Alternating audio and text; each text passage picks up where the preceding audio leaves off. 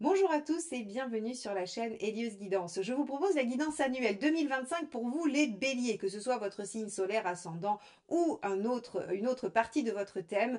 Cette guidance va venir vous donner un petit peu les jalons de l'année tout entière. Alors c'est une année qui sera marquée par une transformation personnelle. Il y a des nouveautés, des choses qui vont s'ouvrir. On va aussi vous demander de faire face à quelques frustrations, mais vous allez voir que cette année se termine plutôt pas mal du tout pour vous les béliers. Et c'est une année importante, charnière. Donc, je vous laisse découvrir tout de suite votre tirage de l'année 2025.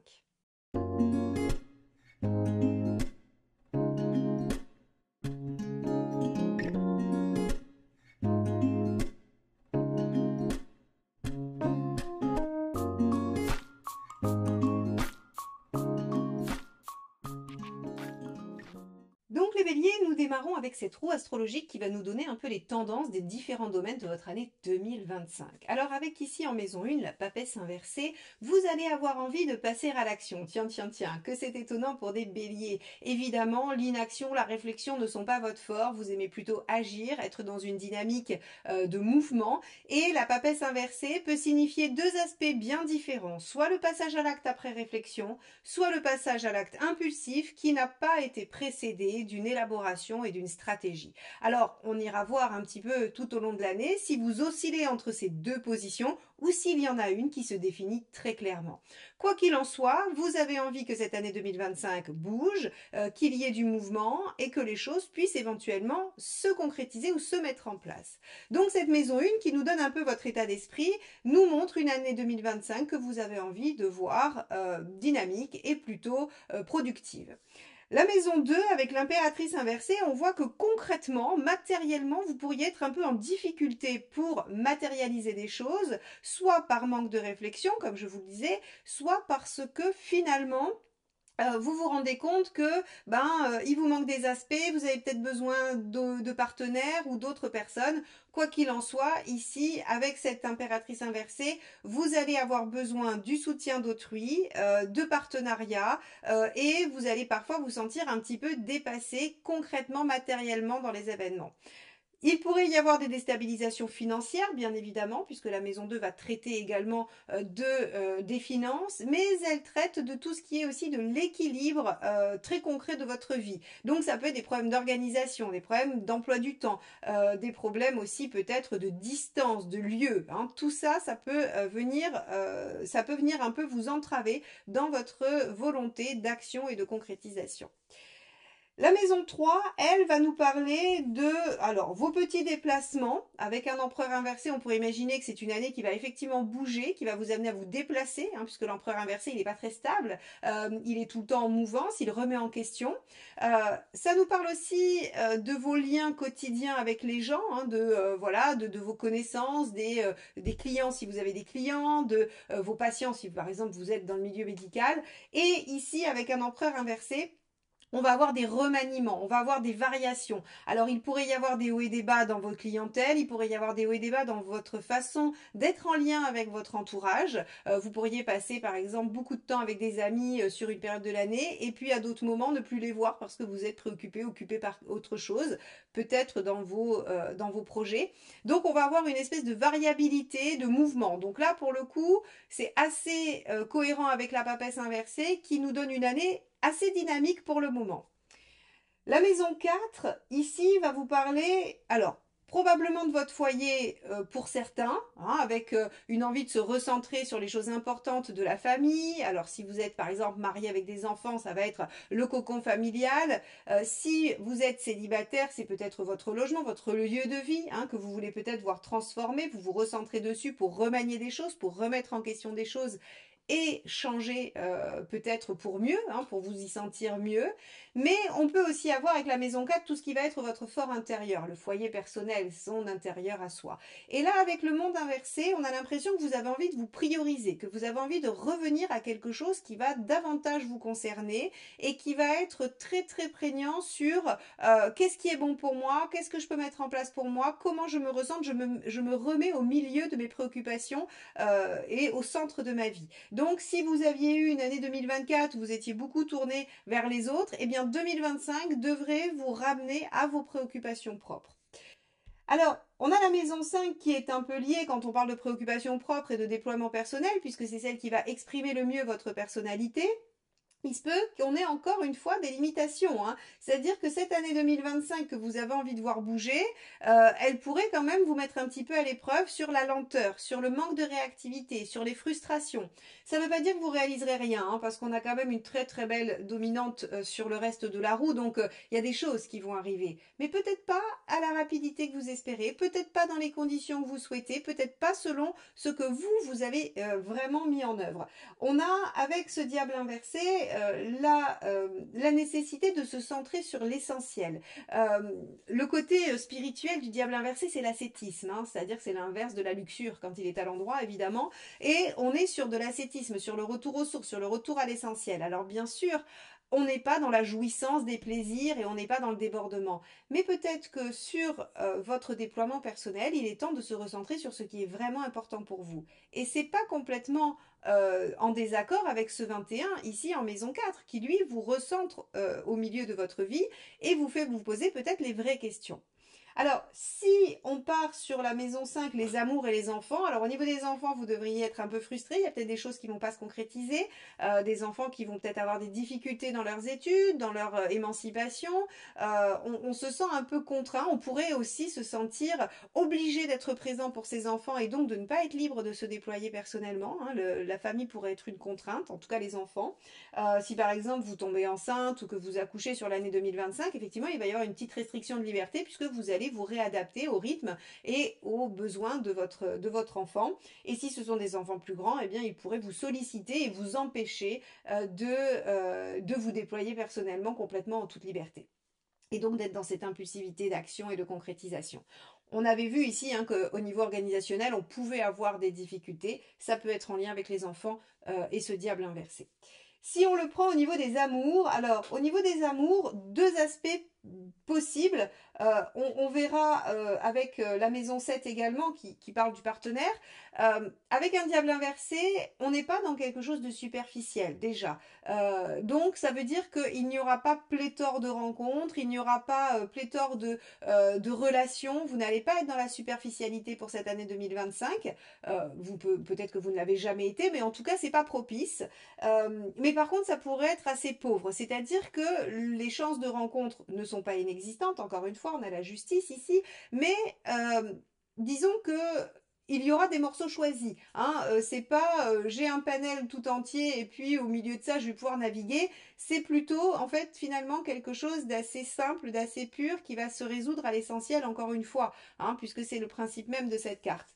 Donc ça veut dire que s'il y a une rencontre, elle sera basée sur des valeurs, sur du partage de sens profond de la vie et pas forcément sur de l'amusement, de la futilité. Alors c'est plutôt bien si vous cherchez à vous engager parce qu'on a dans la maison 7 la justice et on a la possibilité de le faire.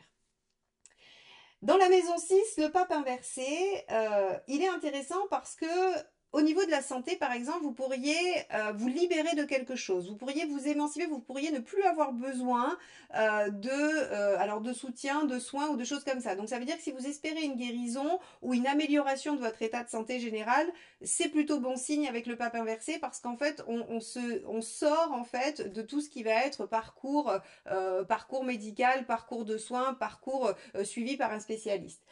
Sur le quotidien, il y a une forme d'émancipation, c'est-à-dire qu'on récupère en liberté aussi. Alors, attention à mettre en balance avec ici les contraintes qui sont liées probablement aux enfants. On a vous allez dans la maison 6, en fait, opter pour une façon originale et personnelle de vous organiser. Ça ne veut pas dire que vous serez complètement libre, mais en tout cas, vous allez vous défaire de je dois, il faut, c'est comme ça qu'on fait. Hein, vous allez trouver votre propre façon de vous organiser.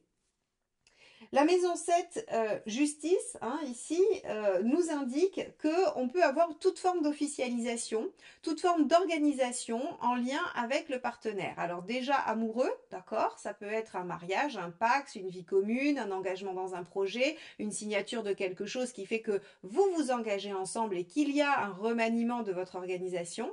Ça peut aussi être une signature pour un associé, puisque la maison 7 peut aussi nous parler des associés professionnels, hein, c'est toutes les personnes avec qui on fait duo, avec qui on fait association, toutes les personnes importantes de notre vie. Et donc la justice nous signale quand même qu'il y a un partenariat qui se fait. Il y a un partenariat qui se fait, partenariat équilibré, réciproque, basé sur de la lucidité, malgré tout.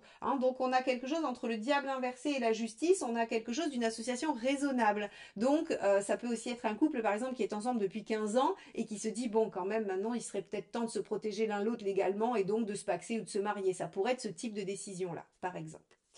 En tout cas, on a des associations positives qui font avancer et qui engagent. La maison 8. La maison 8 qui va être justement, alors c'est assez intéressant qui est l'arcane 13 inversé parce que c'est la maison des transformations, c'est la maison aussi de vos challenges personnels. Et on a la transition, le changement lent et profond. On a l'impression que cette année, en essayant de passer à l'action sur des recentrages personnels et un retour à l'essentiel, vous êtes en train de faire une transformation profonde qui sera positive pour vous, qui vous amènera sur quelque chose d'assez étonnant et finalement, alors d'assez étonnant pour vous parce que peut-être plus tranquille, plus sage, moins dans la dynamique feu impulsive, mais plutôt dans une dynamique feu centrée, dirigée, organisée, calculée, maîtrisée. Donc ça c'est plutôt pas mal du tout. Et là, on attaque vraiment le triptyque très très positif de votre année, la maison 9, 10 et 11, qui sont liées à votre position sociale, qui sont liées à ce que vous allez exprimer à l'extérieur vis-à-vis des gens qui vont vous croiser au travers de votre vie professionnelle ou de vos activités en dehors de votre foyer. Avec l'étoile en 9, on a des opportunités dans les groupes. On a des opportunités d'être valorisé, d'avoir peut-être des coups de chance, des opportunités professionnelles ou bien des opportunités de rencontre. En tout cas, avec l'étoile dans la maison 9, on a quelque chose qui va rendre votre adhésion à des groupes très fructueuse. Donc, si vous avez envie de vous inscrire au groupe des amateurs je sais pas, de chaussettes colorées de votre quartier en vous disant, tiens, ça pourrait être sympa, je pourrais peut-être rencontrer des gens cool qui m'apporteraient des choses dans ma vie. Oui, c'est vrai, c'est le cas, surtout qu'on a le soleil en maison 11, donc tous les investissements collectifs vont aussi être porteurs de réussite. Donc ici, on vous dit que tout ce qui va être, enfin, tout ce qui est adhésion à des groupes ou projets menés vont être favorables pour vous dans cette année 2025. Et on a dans la maison 10 le chariot qui nous parle de progression professionnelle, socio-professionnelle. Donc vous allez pouvoir gagner soit en galon au niveau du travail, vous allez pouvoir avoir une promotion ou alors bien vous aurez une progression plus, comment dire, des fois, c'est pas forcément une promotion, mais comme vous êtes valorisé, on vous donne des responsabilités qui vous plaisent plus, ou on vous donne des dossiers plus intéressants, ou on vous positionne mieux dans l'entreprise. Vous voyez, en fait, on va avoir quelque chose que l'on vit comme une progression, comme une évolution, comme une réussite, une victoire. Donc ça, c'est très, très, très positif et très chouette pour vous, parce que vous avez avec ce chariot la sensation d'évoluer en 2025 sur votre vie extérieure socio-professionnelle. Donc j'en reviens encore à cette maison 11 avec le soleil. On vous dit que vous avez une belle aura dans les groupes, dans les investissements collectifs. Si vous voulez vous investir par exemple en politique, dans votre ville, dans votre quartier, ou alors auprès de votre club sportif, ou bien je ne sais pas moi, monter une petite association de collègues avec un petit objectif, voilà, je sais pas, faire un voyage de cohésion d'équipe à la fin de l'année. Tout ce genre d'investissement collectif où vous êtes celui ou celle qui va mener un projet vont être extrêmement porteurs de reconnaissance, de valorisation, de rencontres sympathiques, d'échanges harmonieux, de bons moments. On a vraiment avec le soleil quelque chose qui est très valorisé dans l'extérieur.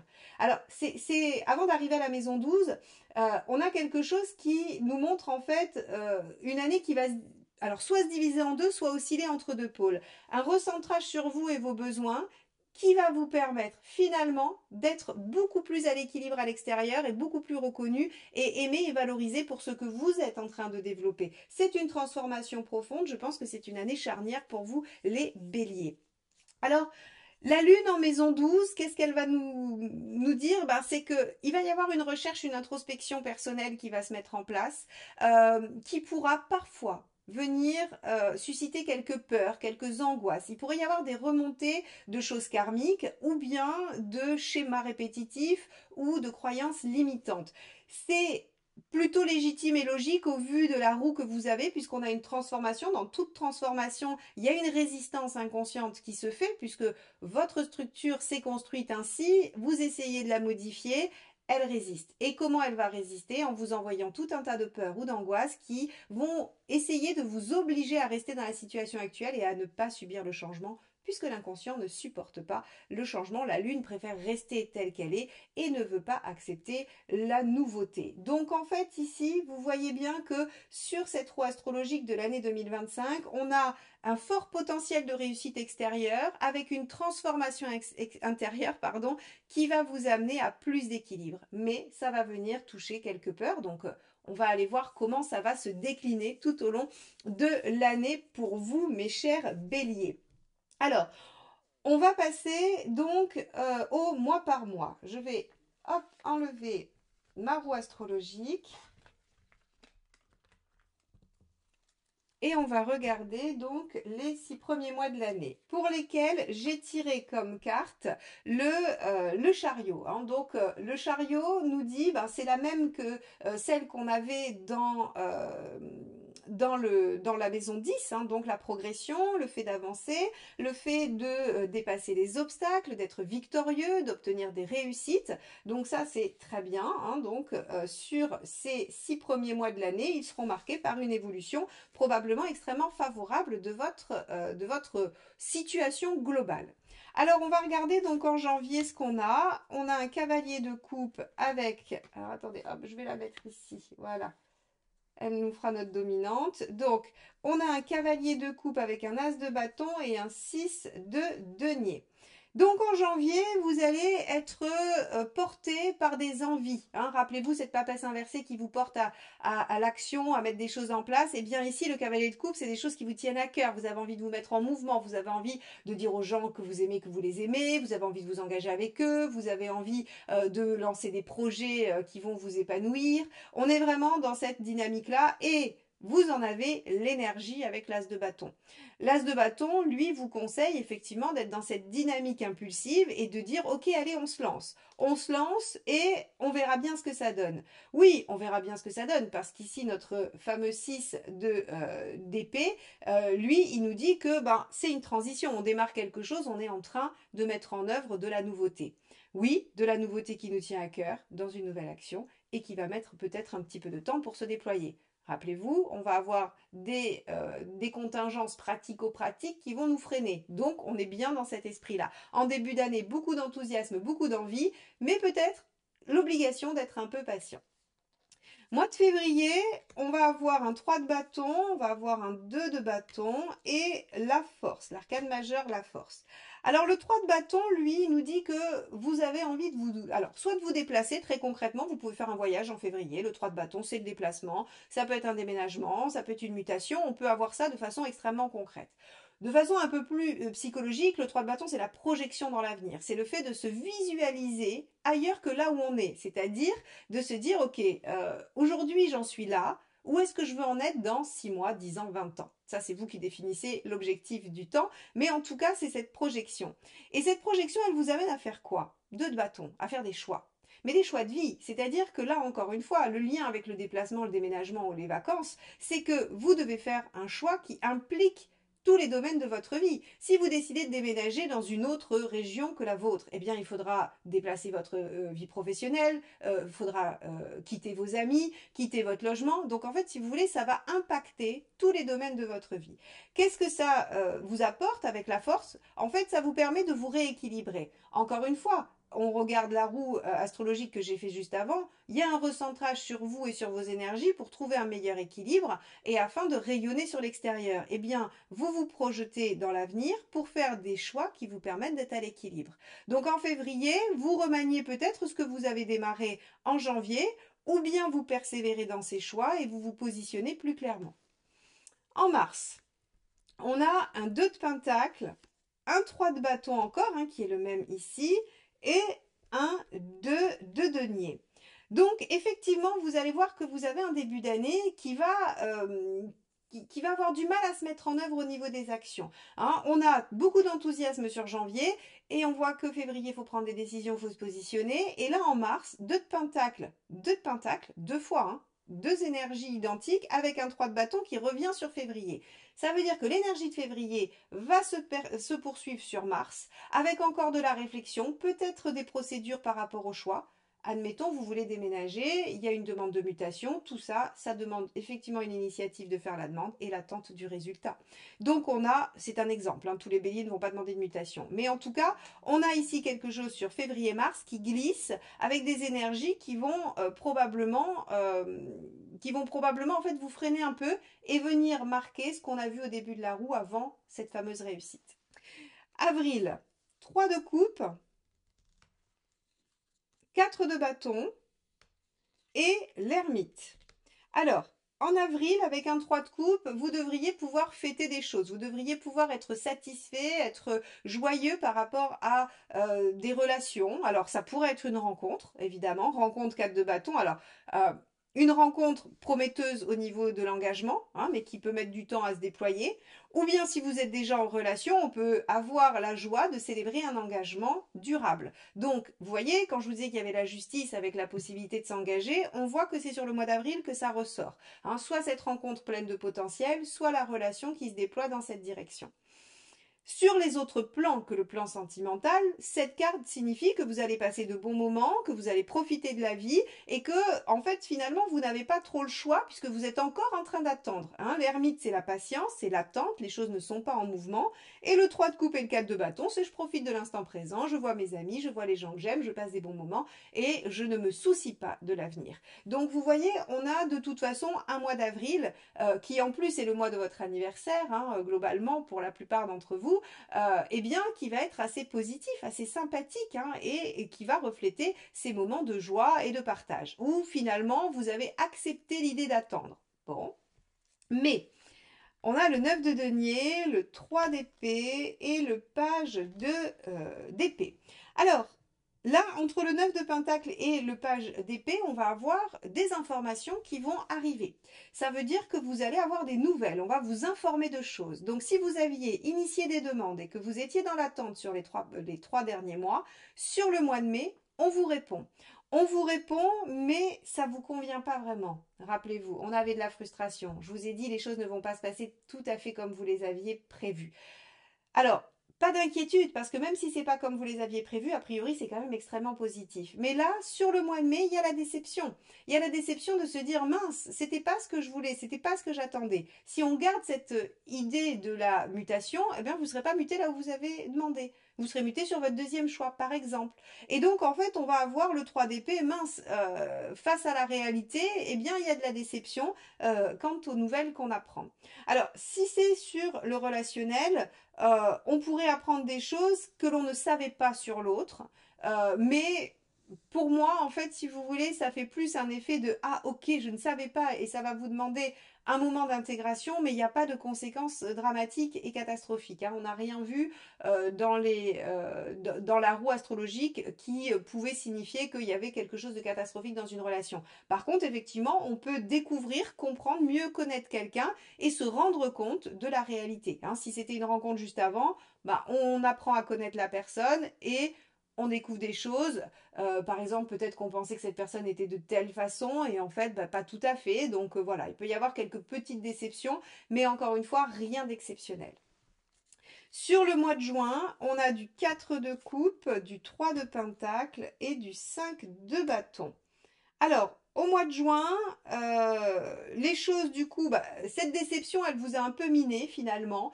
Elle vous a un petit peu miné et le 4 de coupe, c'est verre à moitié vide, à moitié plein. Alors, ok, vous avez eu votre mutation, on va garder cette métaphore, mais encore une fois, hein, c'est pas le cas de tout le monde, mais c'est juste pour illustrer mon propos. Bah, vous avez eu la mutation, donc oui, super, c'est chouette, mais par contre, c'était pas là où vous vouliez. Donc 4 de coupe, c'est bien, mais je suis contente, mais. Et là, en fait, si vous voulez, le 3 de pentacle, il vous dit, bah, il va quand même falloir prendre ce qui ressort de ça, il va falloir accepter de finalement de regarder ce qui se passe de positif par rapport à cet événement ou à cette réponse, et il va falloir apaiser le conflit intérieur. 5 de bâton. Le conflit intérieur, c'est vraiment cette notion de se dire, bah en fait, il y a une part de moi qui veut et une part de moi qui veut pas. Il y a une part de moi qui est d'accord et l'autre qui dit, bah ouais, mais non, en fait, je voulais pas ça. Et donc, tout le mois de juin, vous allez être obligé de vous ramener aux 3 de Pentacle, le concret. Finalement, qu'est-ce que ça m'apporte? C'est quoi le potentiel de ça? Qu'est-ce que je vais pouvoir déployer à partir de ça? Parce que même si je ne suis pas complètement satisfait ou satisfaite, il y a du potentiel, il y a du possible. Donc sur ce début d'année, on a tout à fait le reflet du début de votre roue où je vous disais, vous avez envie de passer à l'action, vous avez envie que les choses se mettent en place, et pour autant, eh bien, ça freine, ça ralentit, on vous oblige à la patience, on vous oblige à une forme de frustration. C'est le moment pendant lequel probablement vous allez essayer de vous recentrer sur vous et déployer les choses, et on va aller voir comment la deuxième partie de l'année va peut-être pouvoir nous parler de cette deuxième partie de roue avec cette réussite, cette ouverture et cette concrétisation. Allez, on y va pour la deuxième partie de l'année. Alors, sur la deuxième partie de l'année, on a le battleur. Et oui, regardez le... Alors, c'est l'équivalent du battleur dans ce jeu. Il l'a appelé Dream, mais c'est l'équivalent du battleur. Ce qui veut dire que il va y avoir des nouvelles choses, il va y avoir un démarrage. Donc, les 6 premiers mois sont une période d'attente, de positionnement des choses, de mise en place, qui va vous demander d'être patient ou patiente. Hein, ça va être difficile, je vous l'accorde. Mais on a sur cette deuxième partie, a priori, des choses qui devraient bouger. Alors, on va regarder ça. On va regarder ça. Sur le mois de juillet, vous avez la force, le 10 de bâton et le roi de denier. Alors, la force nous dit que ben, finalement vous avez gagné en sagesse et que vous avez réussi à maîtriser vos instincts et à probablement être patient. Vous avez encore, allez, c'est la dernière ligne droite, juillet, c'est la fin de la période qui effectivement vous force à attendre. 10 de bâton, c'est j'arrive au bout, c'est la dernière ligne droite, allez courage, c'est les derniers 100 mètres du marathon. Et en fait, ça vous permet d'aller vérifier que ce que vous avez tenté, mis en place, démarré, activé, était positif et solide, puisque le roi de denier nous dit on arrive enfin à ce que l'on voulait. Donc le mois de juillet pourrait vous paraître encore un tout petit peu long avec quelques dernières étapes hein, où vous vous sentez vraiment sur allez, c'est la dernière ligne droite pour une concrétisation, mais vous maîtrisez ça de main de maître et vous n'êtes pas du tout dans l'impulsivité, vous avez compris que les choses étaient en train d'advenir. Sur le mois d'août, on a un roi d'épée, oui, très bien, un cavalier d'épée et un 8 d'épée. Alors le roi d'épée et le cavalier d'épée, ils obtiennent ce qu'ils souhaitent. Ils ont une belle concrétisation et encore une fois, c'est de l'épée, ça va être du social extérieur, socio-professionnel. Donc on rejoint nos 3 belles cartes de maison 9, 10, 11 où on a une très belle valorisation. Roi d'épée, on est reconnu, nos compétences sont validées, acceptées, démontrées et avec le cavalier d'épée, on résout les problématiques qui nous entravaient jusqu'à présent. On peut aussi avoir sur ce mois d'août l'annonce d'une promotion, l'annonce de quelque chose qui nous fait avancer et qui nous fait aller vers ce que l'on a voulu démarrer. Donc ça, c'est extrêmement positif. On a un mois d'août où, alors c'est de l'épée, donc ça veut dire que ça peut être recevoir une nouvelle, ça peut être recevoir un courrier, on peut être sur juste de la communication, c'est-à-dire les choses sont dites, elles sont pas encore concrètes, hein, parce qu'on n'est que dans l'épée, ici il n'y a que de l'épée, mais en tout cas c'est en train de se délier, c'est-à-dire qu'on a une victoire là-dessus. Alors, justement, je vous dis que ça peut être que parler, indiqué, parce que le 8 d'épée, lui, va venir quand même un tout petit peu vous chatouiller en disant, mais si tout ça, ce n'était qu'un rêve, si tout ça, c'était pas vrai, si tout ça, j'y arrivais pas, et si tout ce que j'avais voulu mettre en place, finalement, j'étais pas capable de tenir. Vous allez paniquer devant la réussite. C'est comme si vous aviez toujours voulu déménager, vous demandez votre mutation, on va garder cet exemple, et finalement, quand on vous dit OK, vous dites, ah non, mais alors il va falloir que je quitte ma vie ici, il va falloir que je trouve un logement là-bas, oh là là, oh là là, oh là là. Et là, en fait, on a une petite peur qui, voilà, qui vient, qui s'invite, mais elle est minime par rapport aux autres. Je pense que vous êtes plutôt content de la réussite que de ce qui pourrait, intervenir. Hein. Ok, alors on va regarder en septembre. Le 7 d'épée, le valet de bâton et l'étoile. Waouh!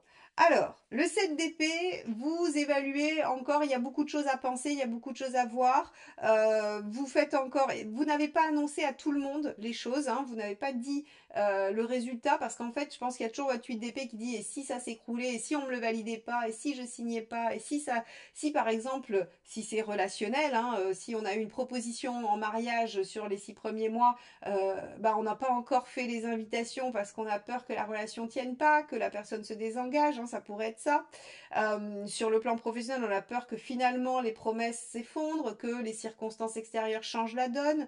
On peut encore avoir quelques peurs, mais ici on vous dit non, non. A priori, on a encore des nouvelles, on a encore des communications qui valident le fait que les rêves se réalisent, que les choses se réalisent, que l'on concrétise. Donc sur le mois de septembre, les choses sont garanties, vous démarrez quelque chose, on est vraiment avec le valet de bâton, on est vraiment sur quelque chose qui s'amorce, hein, qui se dégage. Octobre, les amoureux, le 8 de bâton et le cavalier de coupe. Ah, très bien. Alors là, ça va être un mois où vous allez vous baser sur votre bien-être. Alors, vous avez obtenu ce que vous souhaitez en septembre. En octobre, vous allez en profiter, déjà, hein, puisque rien que l'arcane 6, c'est le bien-être affectif, le bien-être global. On va bien, on se sent bien quand on est dans l'arcane 6. Avec le 8 de bâton, beaucoup d'échanges, il y a beaucoup de changements, donc il se pourrait aussi qu'il y ait une question de choix, hein, de choix qui vous oblige à bouger, à beaucoup vous mettre en mouvement.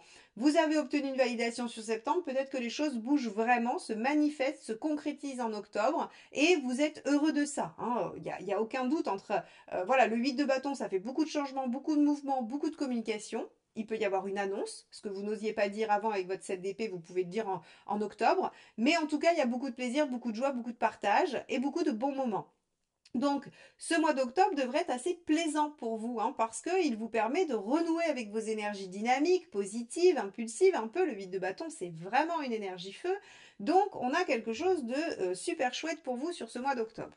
Le mois de novembre, on a la reine de Pentacle, le pendu et le 5 de denier. Alors, le mois de novembre, après l'euphorie et l'enthousiasme, vous allez reconvoquer certaines peurs. Vous vous rappelez, je vous ai parlé de la lune en maison 12 dans votre roue astrologique. Les peurs vont s'inviter régulièrement. Elles se sont invitées avec notre 8 d'épée, j'ai peur de ne pas y arriver. Elles s'invitent avec notre 5 de denier, j'ai peur de manquer, j'ai peur de ne pas avoir. Ici, en fait, si vous voulez, je vous dis j'ai peur de ne pas avoir parce qu'on a la reine de denier. La reine de denier, c'est la sécurité. Hein, c'est la sécurité avant tout matérielle, mais ça pourrait être aussi la sécurité affective. Quoi qu'il en soit ici, vous avez l'impression que les choses stagnent, on a un petit ralentissement sur le mois de novembre, et vous vous dites, oh là là, mais finalement, tout ça, ça va pas tenir, ça va pas marcher, et vous commencez à paniquer. Le 5 de denier vous donne un message qui est primordial à retenir, c'est que c'est pas fondé. Vos peurs ne sont pas légitimes quand c'est du 5 de denier. Ça veut dire que ce sont des peurs qui appartiennent au passé, à des circonstances que vous avez connues, certes, qui ont été réelles. Vos peurs sont vraies, elles sont justifiées par rapport à une situation passée, mais elles ne le sont pas par rapport à celle-ci. Donc que ce soit dans la continuité d'une relation, la stabilité d'une relation ou vos compétences et votre sécurité au niveau socio-professionnel, eh bien ici, on vous dit, n'ayez pas peur. Les peurs vont remonter, mais vous êtes en train de faire un changement important, de retrouver un certain équilibre pour mieux briller à l'extérieur. Et vos peurs, le fait de délester vos peurs en fait partie, et c'est un des travaux que vous aurez à faire sur le mois de novembre.